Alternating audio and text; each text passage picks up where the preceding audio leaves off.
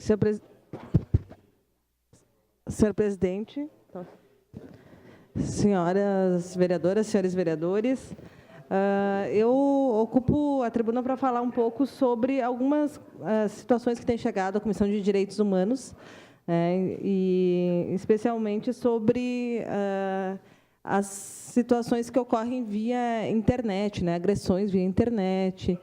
Na verdade, a gente nunca viveu tanto um tempo assim com tantas informações, que a gente possa acessar tantas informações, mas também eu diria que também é um momento de muita desinformação, porque as informações que são trazidas nas redes sociais nem sempre são verídicas, e como é muito fácil qualquer um postar qualquer coisa, qualquer opinião, isso acaba fazendo com que as pessoas não saibam mais o que é verdade e o que não é.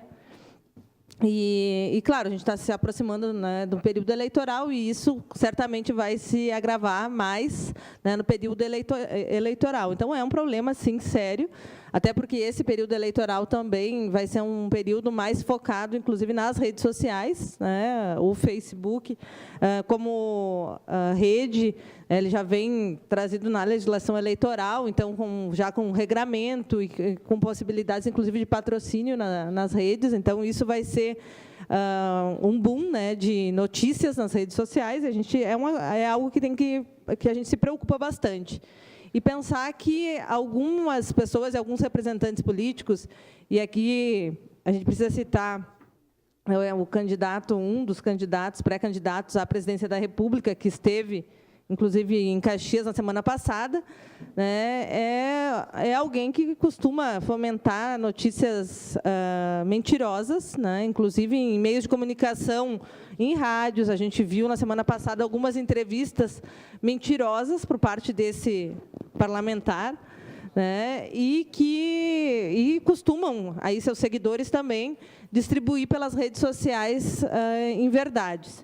E o que chegou para a Comissão de Direitos Humanos já há alguns dias foi uma denúncia por parte do jornalista Roberto Carlos Dias, que sofreu uma agressão verbal e ameaça por parte desses seguidores, em função de uma opinião dada nessa rede social. Então, ele deu uma opinião, e essa opinião simplesmente não foi respeitada, e esses defensores aí desse parlamentar simplesmente começaram a atacá-lo, fizeram, inclusive, não só nas redes sociais, mas atacaram presencialmente. Ele estava num local público, aqui em Caxias, quando uma pessoa, então, que frequentava, que estava nas redes sociais atacando ele, veio, então, a público, pessoalmente, atacá-lo, e abordar ele estava com outras pessoas, e começou a filmar. Essa filmagem acabou indo também, voltou para as redes sociais. Então, é uma agressão que, além de estar nas redes sociais, ela vem, e acontece presencialmente, mas depois, então, houve essa filmagem que acabou rolando em vários grupos de WhatsApp e que continuam ameaças contra esse jornalista. Então, a gente vive um clima de ódio, e isso é muito, muito ruim. Isso é muito ruim para a democracia, para a liberdade de expressão, e, nesse sentido, inclusive, o Sindicato dos Jornalistas fez uma nota, que eu quero aqui ler, repudiando o que aconteceu com esse jornalista. Então, eu vou ler aqui, rapidamente. O Sindicato dos Jornalistas vem a público denunciar as graves ameaças que tem sofrido o jornalista Roberto Carlos Dias, por parte de representantes da extrema-direita, colocando em risco a sua própria integridade física e de seus familiares. O jornalista Roberto Carlos, que é integrante da direção do sindicato e representante do sindicato da região Serra, registrou a ocorrência policial, denunciou à Comissão de Direitos Humanos da Câmara Municipal de Caxias do Sul e da Assembleia Legislativa a perseguição que vem sofrendo após manifestar em sua conta pessoal no Facebook posição contrária às manifestações de extrema-direita que fomentam a onda de ódio e intolerância que cresce no país. Episódios de agressões presenciais e nas redes sociais têm preocupado o colega e a direção do sindicato, que exigem providências das autoridades constituídas para preservar o Estado constitucional do direito e do livre exercício da democracia em nossa sociedade.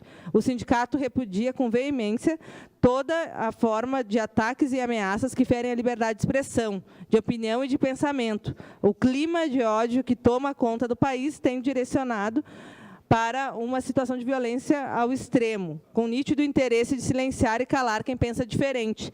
Então, assina, né, esse ofício o presidente do sindicato, né, Milton Simas, também jornalista. Então, deixo aqui registrado, né, essa denúncia, né, de violência por parte de um jornalista que resolveu dar a sua opinião numa rede social e que tem sido, então, desde lá, perseguido, ameaçado, e isso tem persistido. Eu posso dizer, enquanto presidente da Comissão de Direitos Humanos, que a gente também vai pedir providências, né? A gente já tomou a termo e a gente vai encaminhar para os órgãos competentes.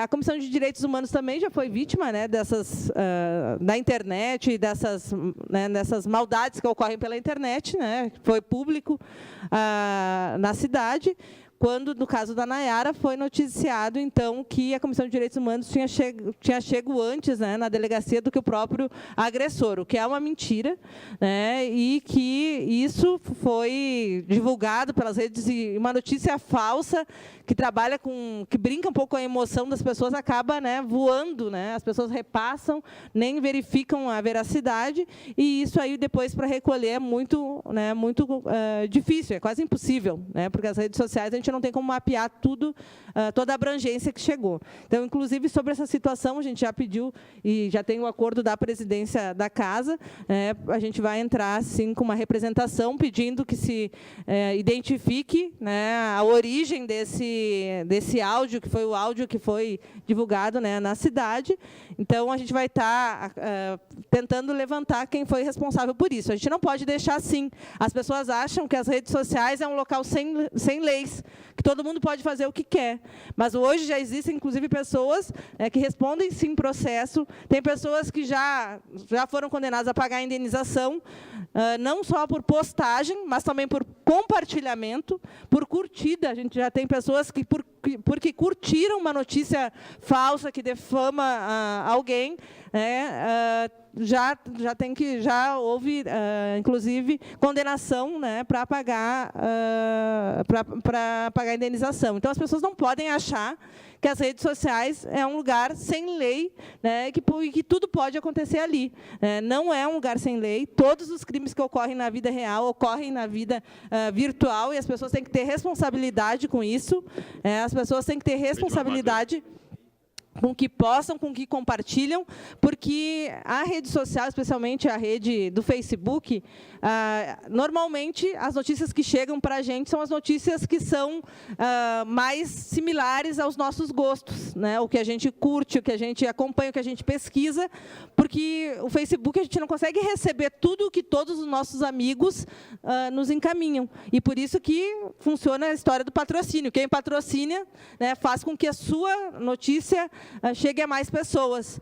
Então, a gente às vezes acha que todo mundo está concordando com a gente, porque lá no Facebook na verdade, é por similaridade, né? Então, ele trabalha assim, a rede ela vai trazendo as mesmas informações. E isso acaba fazendo com que as pessoas se empoderem mais e sintam-se mais donas da verdade, e aí elas vão lá e começam a criticar outras pessoas ou começam a ser agressivas com outras pessoas. Então, a gente tem que ter muito cuidado, porque a gente não está numa bolha, embora às vezes pareça, né? Dentro do Facebook a gente está numa bolha, mas a gente está na vida real.